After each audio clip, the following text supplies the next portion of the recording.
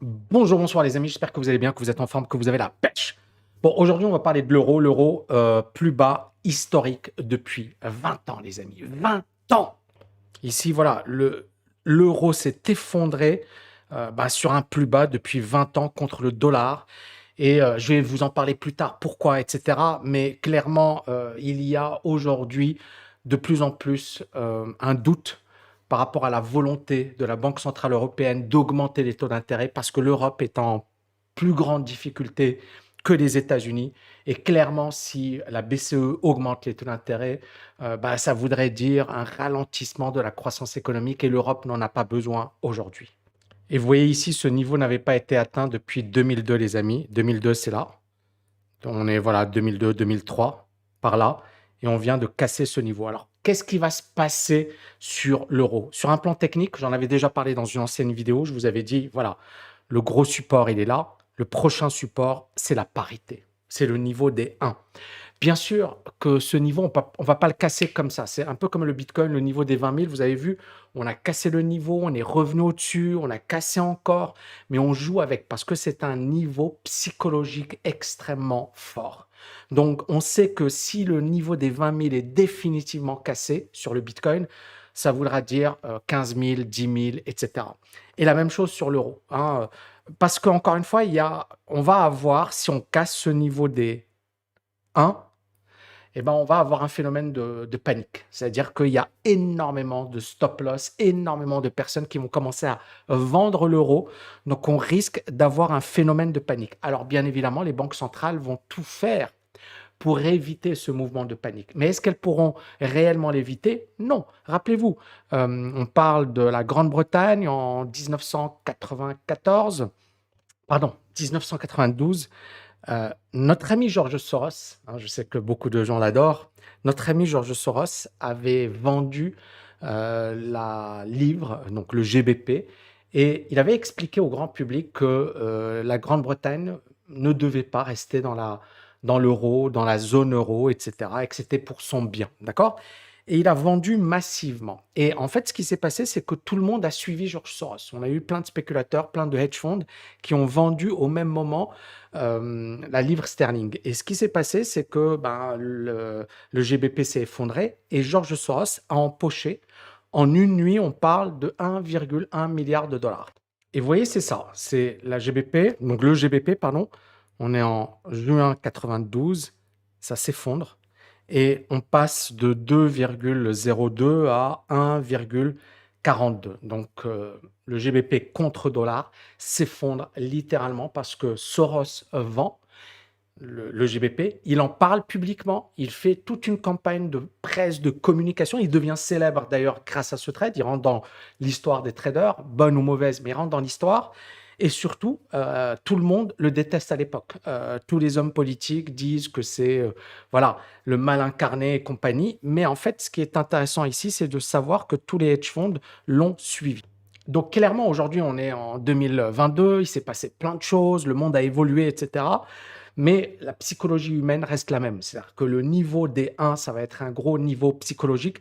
Et s'il est cassé, ça risque d'être catastrophique.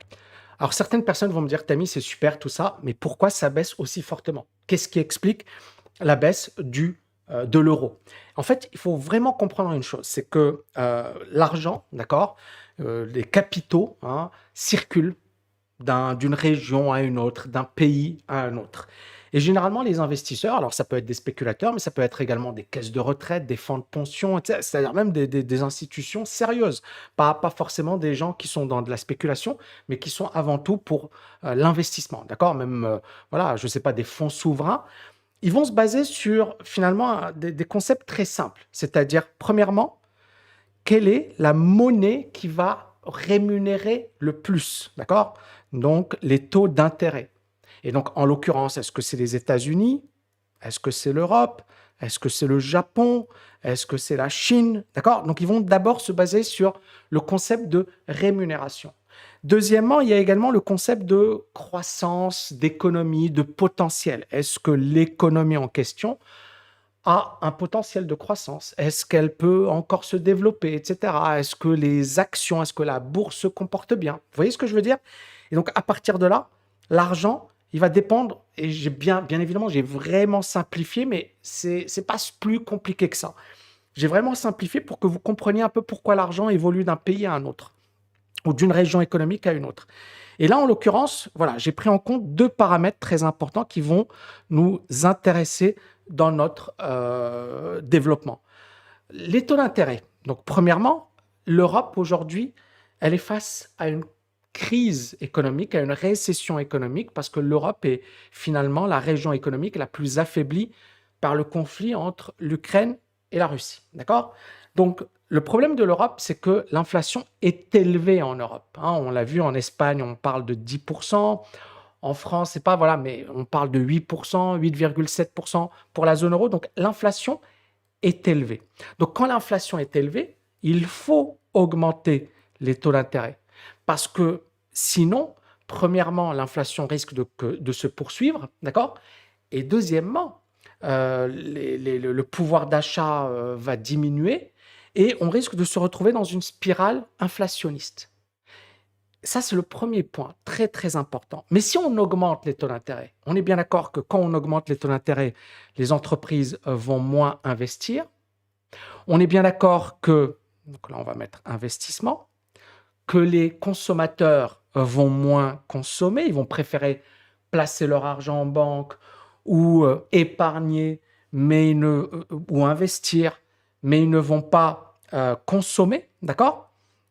Et là, c'est l'investissement des entreprises. Ça va coûter trop cher pour une entreprise de financer un investissement.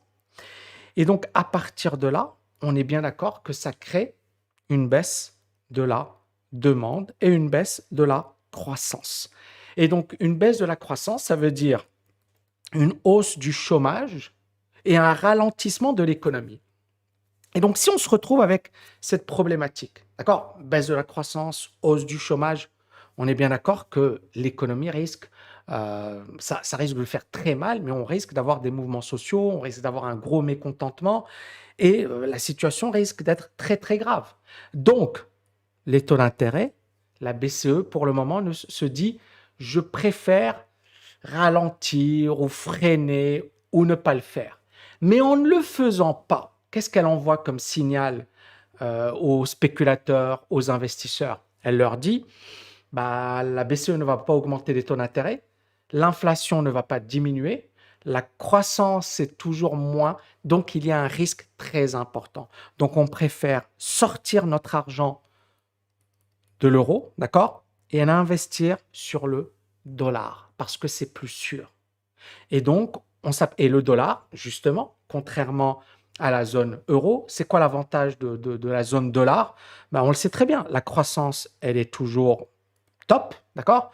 Le chômage est très faible aux États-Unis et ça reste toujours voilà, une économie puissante et ce n'est pas une économie qui est affaiblie comme l'économie européenne, d'accord? Les États-Unis ont du pétrole, voilà, ils peuvent résister, ils ne sont pas en position de fragilité comme l'Europe, d'accord?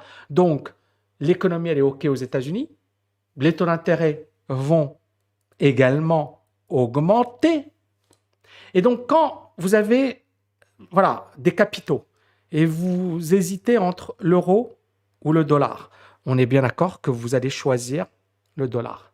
Donc aujourd'hui, si le dollar s'apprécie, c'est parce que l'euro est considéré comme dangereux, d'accord?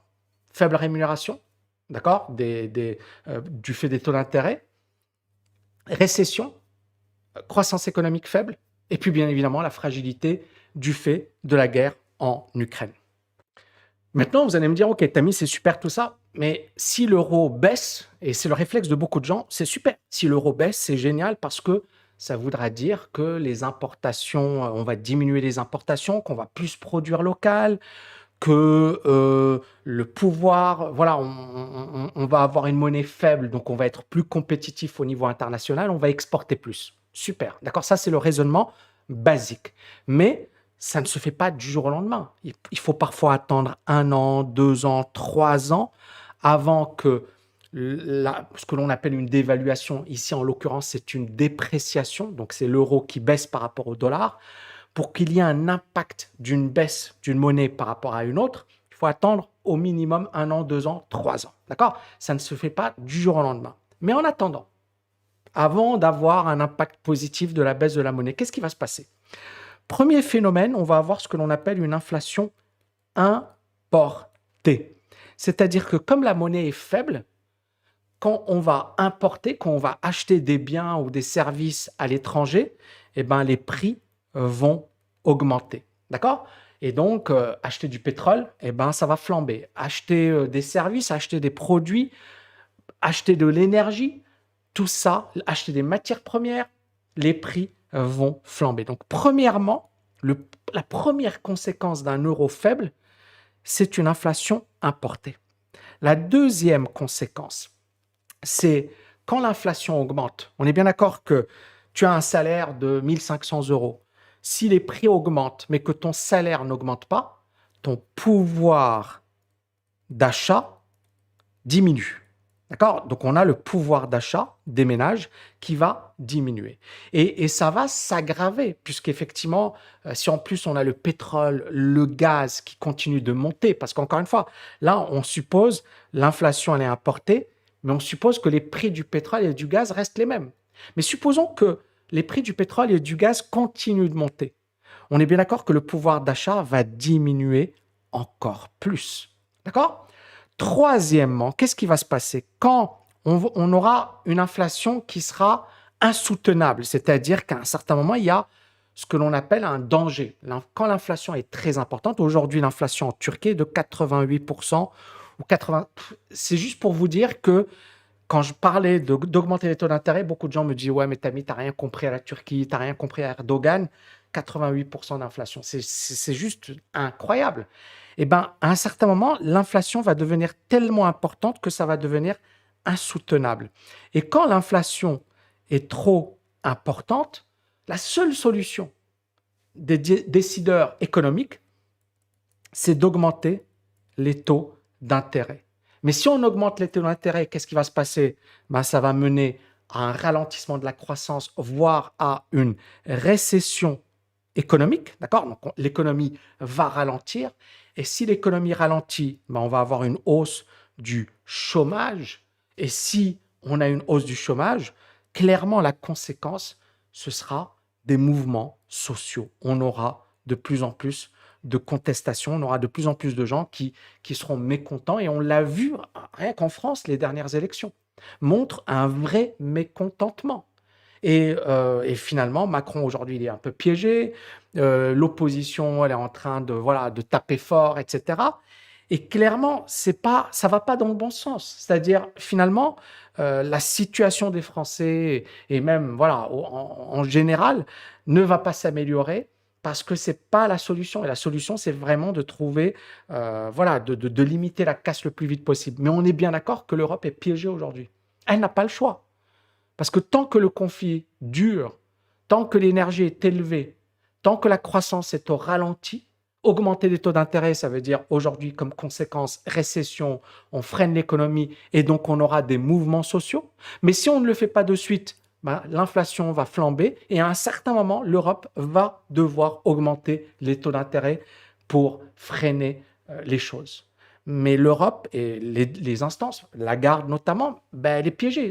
Si elle ne fait rien aujourd'hui, elle peut gagner un peu de temps. Mais combien de temps? Si on a un phénomène de panique, c'est-à-dire que si l'euro s'effondre, casse le niveau des 1, l'euro va s'effondrer, ou du moins voilà, baisser fortement, s'effondrer, baisser fortement. Et à partir de là, ben, l'Europe sera obligée d'augmenter les taux d'intérêt parce que on aura une inflation importée, on aura un pouvoir d'achat qui diminue, on aura une inflation qui deviendra insoutenable et on aura des mouvements sociaux.